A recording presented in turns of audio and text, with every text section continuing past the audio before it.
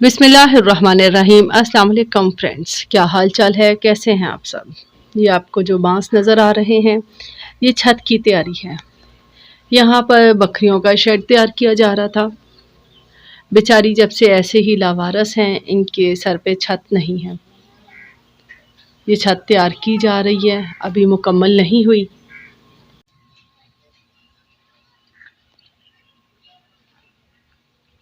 अभी इनको बाहर ले जाते हैं, चारा खिलाते हैं और वापस लाकर यहीं पे बंद कर देते हैं।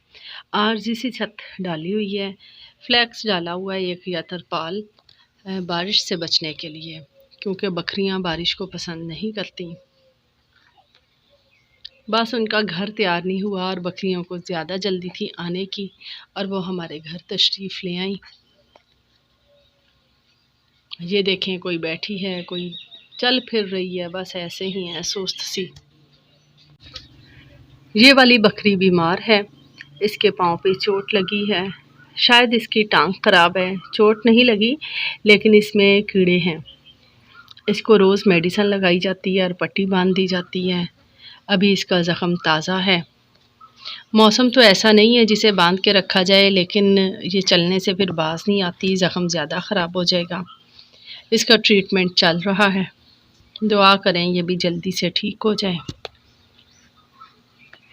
बारिश से बचाने का इतना अच्छा इंतज़ाम नहीं है अभी। इंशाल्लाह एक आधे दिन में छत डल जाएगी, फिर सुकून ही सुकून।